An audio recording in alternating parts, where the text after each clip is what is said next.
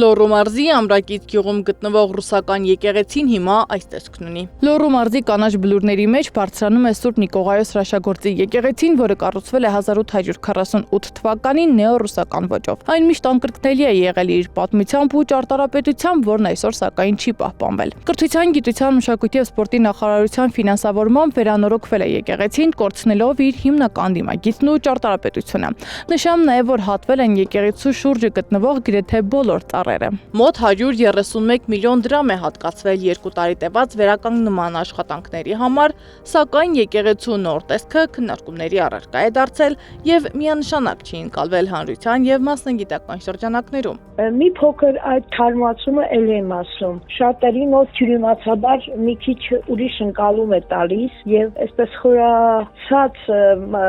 նախագծին, որ հետևում են կամ այսպես բան անում, դիտարկում են այլ մասնագետները,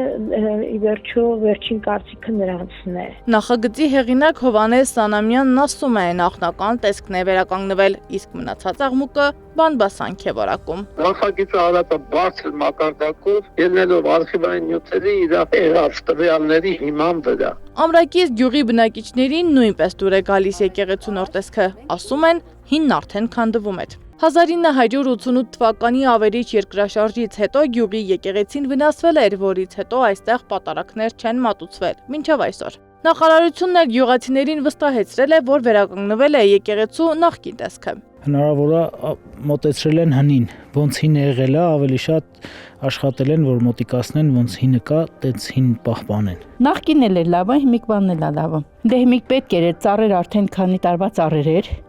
հետո որ քամիներ էր լինում, այդ ճղները վնաս են տալիս լի, թափում էր այս կողմը, այն կողմը, հետո իրանց երևի պետք է որ կտրեին։ Բանը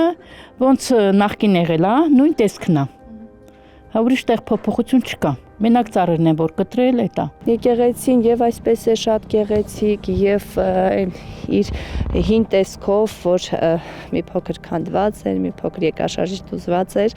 եւ այդպես էլ գեղեցիկ, այսինքն ինքը ամեն ձևով շատ գեղեցիկ է եւ հույս ունենք մեր եկեղեցին լույս կբերի, հույս կբերի, խաղաղություն կբերի եւ մեր երկրին եւ մեզ եւ մեր գյուղին։ Ամրակիցում խոսակցություններ կան, որ հնարավոր է եկեղեցին թանգարան դառնա։ Հիմա վերանորոգվել է, հույս ունենանք, որ եկեղեցին հենց եկեղեցի էլ կմնա, քանի որ կան խոսակցություններ, որ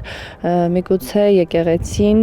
դարձնեն թանգարան։ Վերականգնող ճարտարապետ Լյուբա Կիրակոսյանն էլ նկատում է, լավ է, որ մշակութային ժառանգությունը վերականգնվում է, բայց կարևոր է պահպանել դրա պատմականությունը, հակառակ դեպքում շինությունը կորցնում է մշակութային եւ հոգեվոր արժեքը։ Ասենք վերականգնումն էլ ունի իր այսպես տարբեր եղանակները։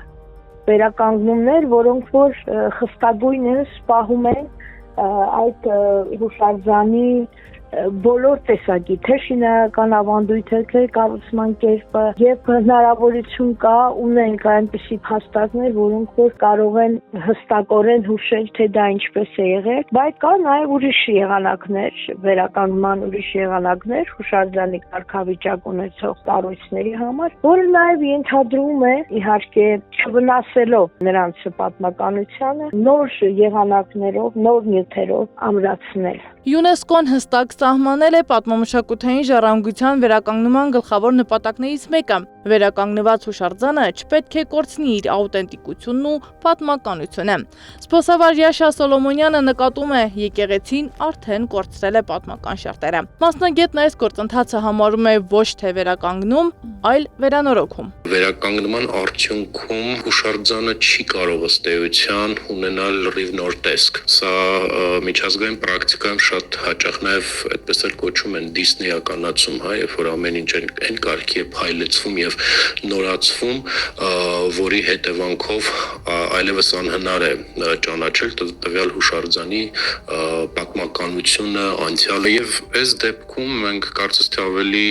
շատ գործ ունենք ոչ թե ռեստավրացիայի, այլ ավելի շուտ ռեկոնստրուկցիայի, ռենովացիայի, այսինքն վերանորոգման հետ մենք գործ ունենք։ Սոլոմոնյանի խոսքով այս տարածքում զբոսաշրջության հոսքն այլևս առաջվանը չի լինելու։ Արտասահմանցիների հետ կտրեր անցնել կիլոմետրեր ու ցույց տալ նոր վերանորոգ նորոգված կառույց նորմալ չէ։ Իսկ հարակից տարածքի ծառերն ըստ Պատմության եւ մշակույթի հուշարձանների պահպանության վարչության պետ Հարություն Վանյանի հատվել են, որովհետեւ վտանգավոր էին։ Ակնադիտական զննությամբ կային ծառեր, որոնք ֆիզիկական ընկնելու վտանգ էին ներկայացնում եկեղեցու համար։ Ուստի վերականգնման ընթացքում պաշտոնապես դիմել ենք համայնքապետարան, խնդրել ուսումնասիրել, գնահատել եւ հեռացնել եկեղեցու պահպանության համար ֆիզիկական վտանգ ներկայացնող ծառերը։ Ի դեպ, հուշարձանների շրջակայքում ծառերը հաճախ ենթակա են հատման, ելնելով հուշարձանի տեսողական բարենպաստ ընկալման, արմատային համակարգի միջոցով հուշարձանի վնասման եւ այլ մասնագիտական հանգամանքներից։ Բոլորին հայտնի այս հոգևոր կառույցն այլևս